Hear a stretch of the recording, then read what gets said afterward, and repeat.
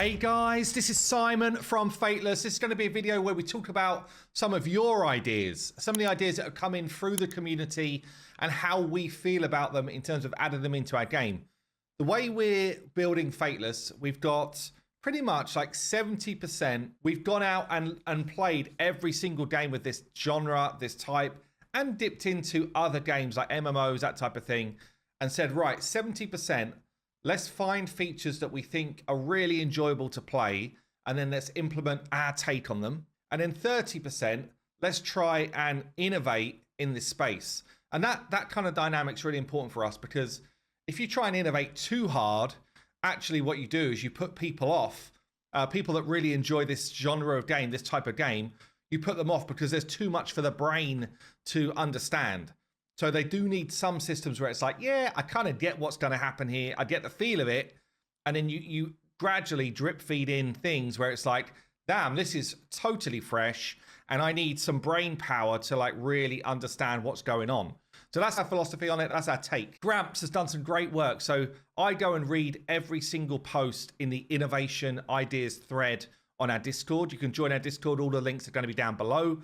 You can also, by the way, sign up to our beta, which is still available right now. I will do a video talking about what to expect in the beta and sort of timelines and stuff. I'll do that probably in the next couple of weeks. But we've had a lot of people asking, when's it due? Just so you know, Q1 next year is when we're planning for the beta. Don't know exact dates yet. So yeah, so Gramps has gone in and collated a bunch of the cool ideas that have come from you guys in the community.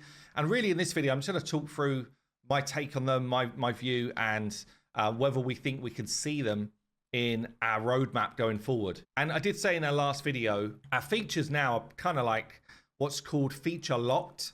So our launch set of features we've decided on, but we do have, following that, you know, like a year-long roadmap of other stuff we want to implement, but we just know it won't be able to be done by the time we're done a launch. And these type of things, if they're not already in some like guise, can be added to that list. Yeah, and actually moved up the order of the list if we think they're super cool. So just to give you a take there. All right, here we go. First one. PTW Alien, been around the community for a long time. Thank you for your idea. So he's saying here, account high scores. Do we think we would implement those? We've already spoken actually in Fateless about wanting to give people that sense of, I can beat something. I can beat something which I've achieved. I can beat my own stuff. So this kind of like really runs straight into that. I would like to know at any point how many arena fights, dungeon runs, campaign fights, etc. I've done over the life of my account. It would also be nice to see other player stats for comparison, and it would give me an idea of players progressing, activity levels, stuff like that.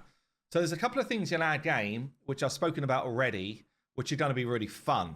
And that's what we're trying to do. It's like, how do we bring the fun to this genre when we're coming in, you know, 10 years after the first games were released? And one of the things is actually going to be achievements and masteries.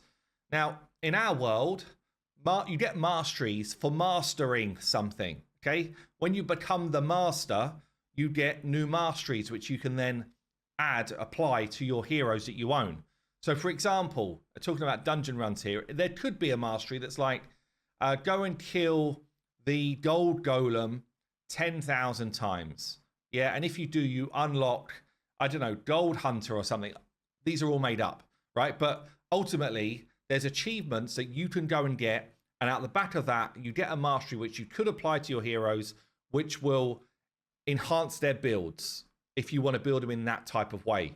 And it also means that if there's particular masteries that you want, you can go after them. You can go out and try and get them. There will be hidden masteries that nobody knows until someone finds them. And then once they found them, we hope that there'll be this kind of like community like, wow, how have you got that? And, you know, and it kind of like, yeah, spreads a bit of fun. So I really like this idea by Alien. This is definitely something that we're looking to do, like a page on your account where you can just flex. Yeah, this is definitely something along the lines of what we want to be doing. Okay, next one up here. Who's this one? Yes Tomorrow. Actually does tons of suggestions. Thank you for that. Enemies attack their own team. Interesting. Have champions abilities in the game to force an enemy to attack their own team through mind control, glamour, confusion with a percentage chance.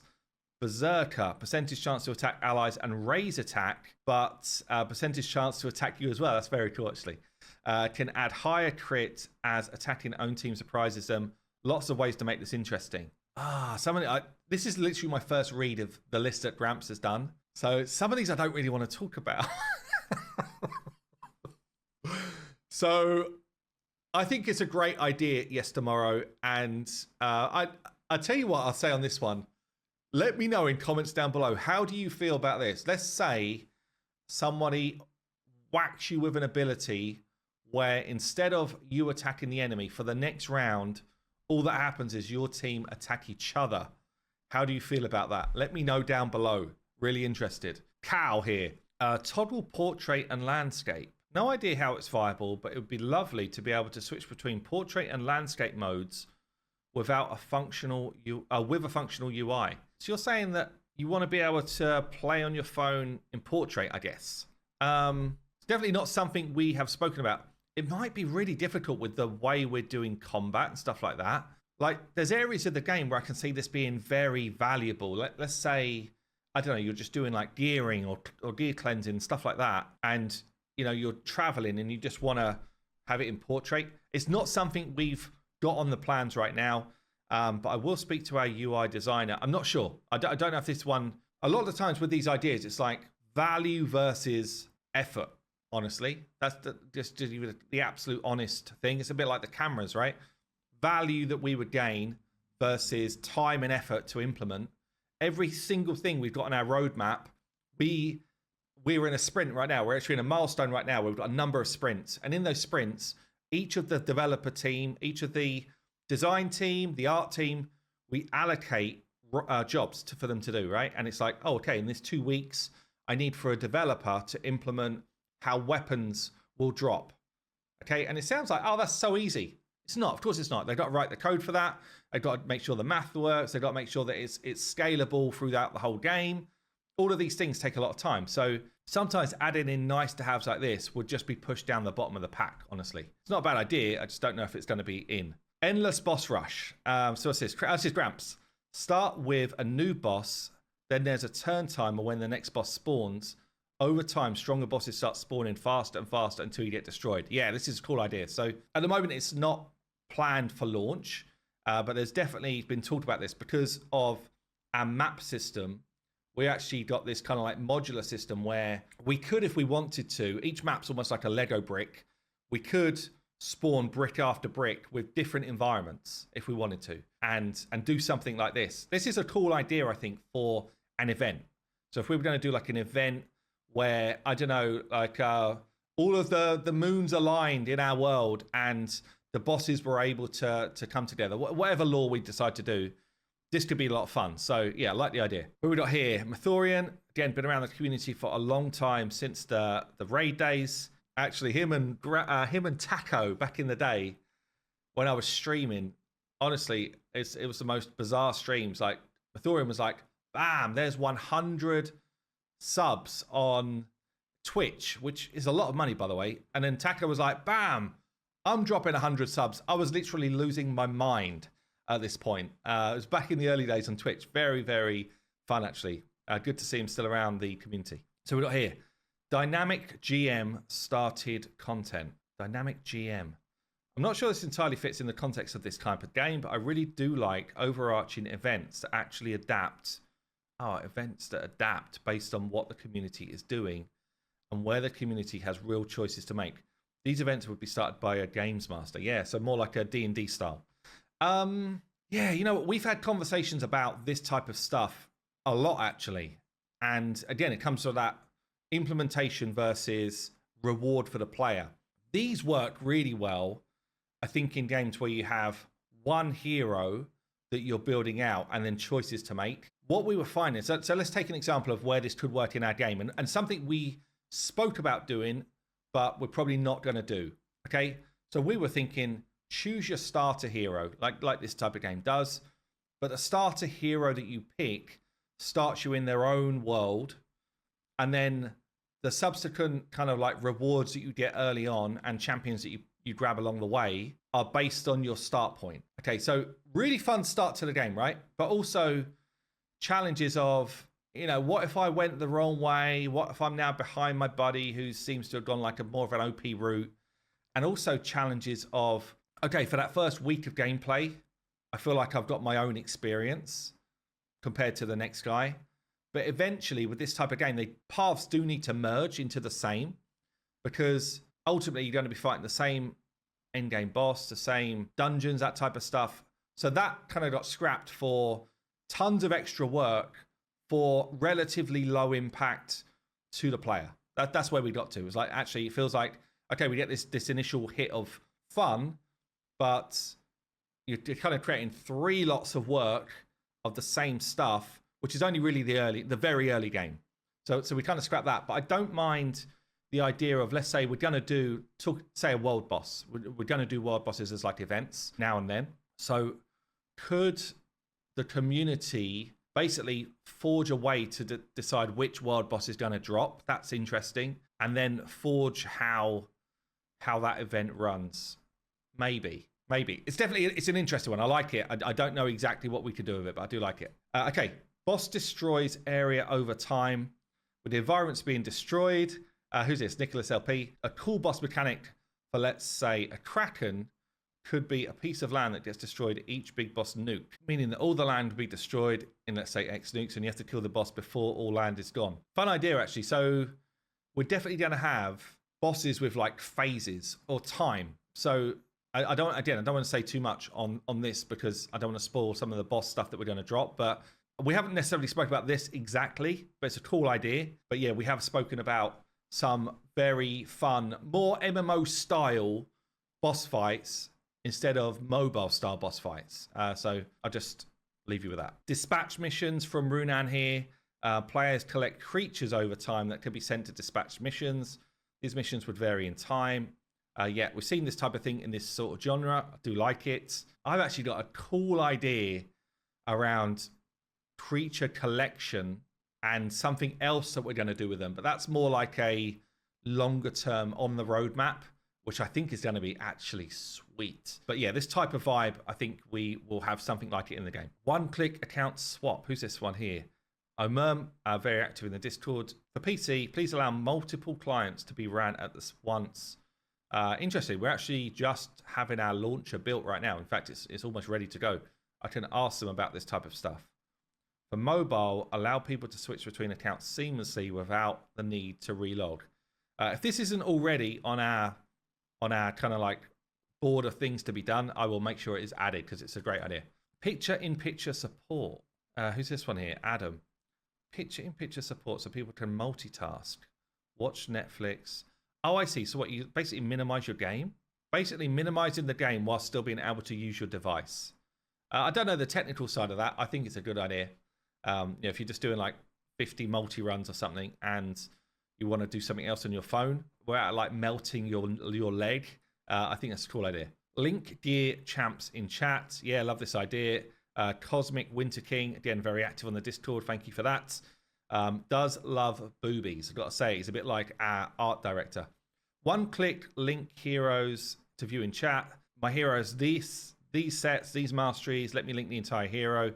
Yeah, Epic 7 do this really well. Same thing for gear. Instead of having to describe main stats. Yeah. We definitely want to do this. Pre-release pools. Have an event where prior to release, people get to pull one or few summons and keep those heroes on release. So Mythology here, this sounds very similar to what Dragonair did for their kind of like pre-release launch event. I loved it. I think it was a brilliant piece of marketing from Dragonair. Like, I'd say they had way more players on launch than they should have done because of this event.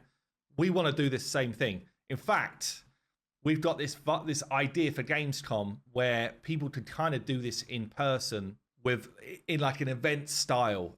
So I guess watch this space as we flesh that out. But yeah, cool idea. Definitely want to be involved in it. Point capped dungeon. For example, who's this? Yestermorrow. For example, the dungeon's point limit's 1,000 points, and the way it works is a legendary 500 points. Oh, I see. So you're only allowed to hit a certain point limit with your team. This is a cool idea. So we're definitely going to have something like dungeon mutations, and within that, your rewards could heighten if you hit certain criteria. This feels like an idea of what a mutation could do, or a vibe of how that could work, but I do like it. I do like this idea quite a lot, actually. So certainly in our PvP, like our normalized PvP, where you're basically going to be using champions that not necessarily from your account, this could be cool. It could also be cool for like a PvP tournament using your account, where again you're only allowed a certain class of hero to enter. It's a cool idea. One click, clear all red dots. Yes, Fringer. You know why they do the red dots thing? It's literally to make sure that you're going into different areas in the game. Like, the more I'm in this developer space, I'm like, oh, I kind of get it. It's really annoying, but I do kind of get it. It's like, oh, don't forget to go into the market. You might find something cool. Oh, by the way, have you checked out the news for the day? Don't forget to go and collect your daily reward. Don't forget to do your daily quests. All of that stuff, it's basically just giving you signals to be like, okay, you're going to clear it out, but you might actually go in there and say, oh yeah, I'll just do those things. And obviously people want you to stay on the game. That's the idea, right? So there's one place where I promise this is going to happen. And design team, Saf, make sure you write this one down. When you have got heroes that you've collected for the first time in like an index, I don't know. See, there's two things, right? You tell me what you want. I can either put in there a button that just says, clear them all. I don't care. Or if you click into them, then do you want a reward for clicking on them? Like loads of these games, it's like, oh, get 20 gems. I just clicked on a dude that I've got. Oh, I clicked on their lore button, 20 gems. Like, do you want that? Or do you just want to get rid of it? Oh, actually, he's talking about something different. Let us clear it about summoning the fusion. So he's talking specifically about like a fusion thing. But anyway, I kind of get the vibe. The red dots, let me get rid of them. I get it. Robust clan messaging methods. This is Luma Living. There needs to be a robust system with a way to message others who are not online in-game. Ideally, there would be options for world chat, deal, drop. Yeah, it's a bit more just like a mailbox for conversation, I guess. So definitely we want to bring a decent chat system into the game. We want it to work for your guild, for clans. We want to have a more simple way to link towards your personal clan discords and stuff like that. So this is a cool idea, definitely something on our radar. And then the last one I've got here for this, get your ideas in front of us. This is Dramps. Well done, Dramps, giving us a bit of advertising. Head over to the Discord, which is thriving right now. We've got over 20,000 people, 21,000 people in the Discord. You can come in here, click on either the innovation ideas section, or come into like the game ideas mega thread, create your own thread, and yeah, let us know what you think should be added into the game. You know what I really like seeing? It's where it's like mini features or ideas for bosses or, you know, ideas for quality of life improvements. All of that stuff is great because we can still tweak some of our game design. What's less helpful is just be like, make game good. We're trying that anyway. Like we definitely, absolutely on the core of everything we do is like, is this actually going to be fun? Is this actually going to be cool? Now, we're going to make mistakes along the way, don't get me wrong, but the core of what we're doing is, can we make a really great game? And that's what we're trying to do. Anyway, come and join us in the Discord. As I say, I'll pin all that stuff down below, and I will see you in the next one.